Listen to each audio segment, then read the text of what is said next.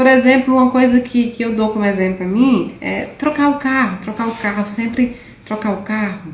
Todo ano trocar o carro. Eu tinha um pensamento quando mais jovem, que aí eu tinha que sempre trocar o carro. Hoje eu mal dirijo, hoje eu penso, como isso, né? Pra que isso? Pra que um closet cheio de roupa, só tem um corpo e muitas vezes não consigo nem usar as roupas? Do que me serve tudo isso se eu também não estiver feliz? E aí eu não estou falando só da mediunidade, você não precisa ser médio para isso.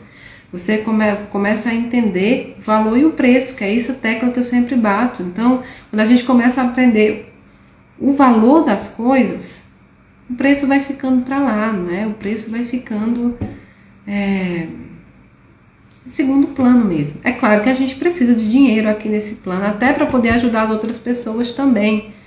Mas ninguém pode ser escravo do material. O material está aqui para nos auxiliar, não para nos escravizar. E de verdade mesmo, não é aqui fazendo uma santidade, uma perfeição, que eu sempre disse isso para vocês, que isso eu não sou, não é? Sempre disse para vocês que eu sou um espírito em eterna evolução, e é verdade, não é aqui também para enaltecer, porque muitas vezes pensam que é isso. Não é, não, composta de muitos erros, por isso que eu uso os meus exemplos. Mas é que de verdade, muita coisa fica sem sentido com a experiência que você ganha na vida.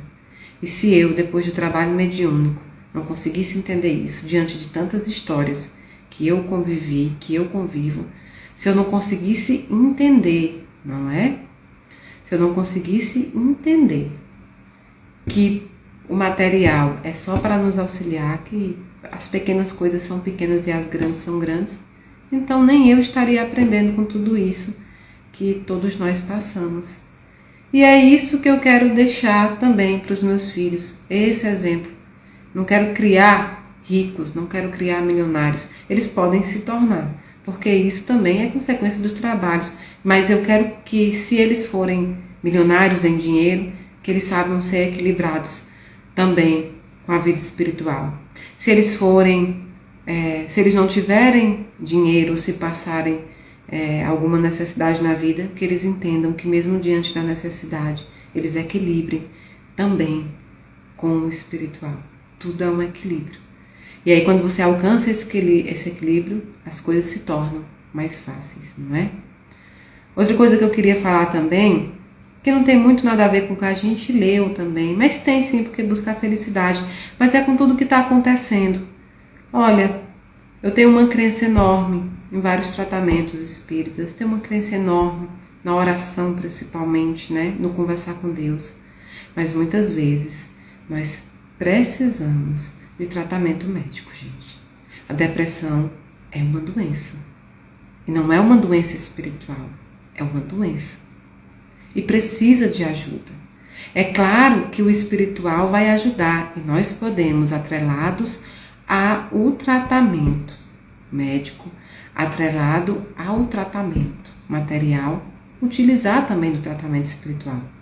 Mas não abandone a medicina terrena, não abandone os remédios. Se precisar, busque. Se precisar, tomem os remédios. Isso não é vergonha alguma. Nós tratamos o espiritual com o espírito, nós tratamos o estômago com o médico que é responsável, não é? Pelo estômago. Nós tratamos com vários especialistas. Tratem também a cabeça. Faz parte, é um tratamento universal. Não abandonem a medicina terrena. E se precisar, procurem. Não é vergonha, não é vergonha. E você que muitas vezes não entende o processo das suas palavras ou o processo das suas críticas, o Daniel sempre me fala, quando você não conseguir ajudar alguém, você também não coloca palavras para fora sem saber o significado que ela terá para as outras pessoas. Você já pensou que algo que você falou e achou que não feriu, fere o outro, machuca o outro, não é? E traz muitos problemas para ele. Problemas que são internos, que você sequer tem conhecimento. Problemas que ali já existiam, mas que se tornaram maior, não é? Você não sabe, você nunca sabe o que está passando no vizinho. De verdade, você não sabe. Então, não adianta ficar falando o tempo todo em depressão. Não adianta ficar colocando para os amigos na internet, para as pessoas, olha, eu estou aqui para tomar um café se você precisar.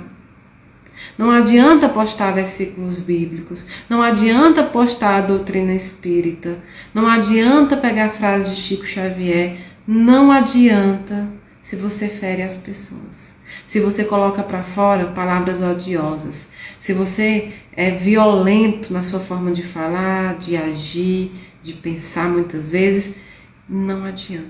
Não é isso que Deus espera de você. Se Deus esperasse que você tivesse qualquer religião, qualquer doutrina na ponta da língua, se isso fosse o que realmente importasse, seria fácil. Nós iríamos decorar e pronto, e alcançaríamos a evolução. A evolução é exemplo. A evolução é vivenciar.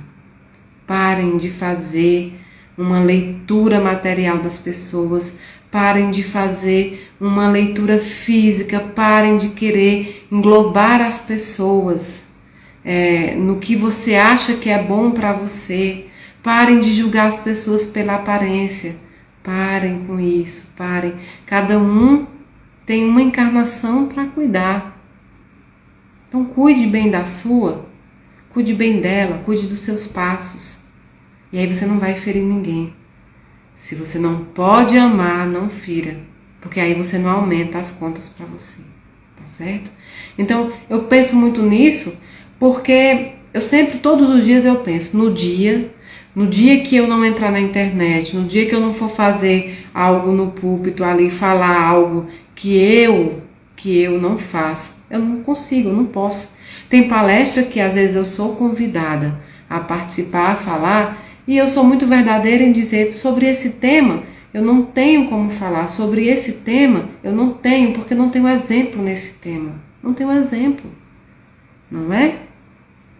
Então, o que eu sempre busquei com vocês é sempre falar o que eu sou orientada a falar, mas falar da vivência, do que eu posso. Quem me conhece de verdade sabe que não há um teatro em mim. O que vocês veem aqui é o que os que convivem comigo também participam. Porque viver a vida como uma peça de teatro é muito ruim. Viver uma vida para os outros, porque a grande maioria de nós, vivemos uma vida para os outros, não é? Vivemos uma vida para que os outros vejam, para a necessidade que nós temos que os outros deem a permissão, que os outros digam amém para aquilo que nós queremos. Nossa vida é vivida por nós e para nós.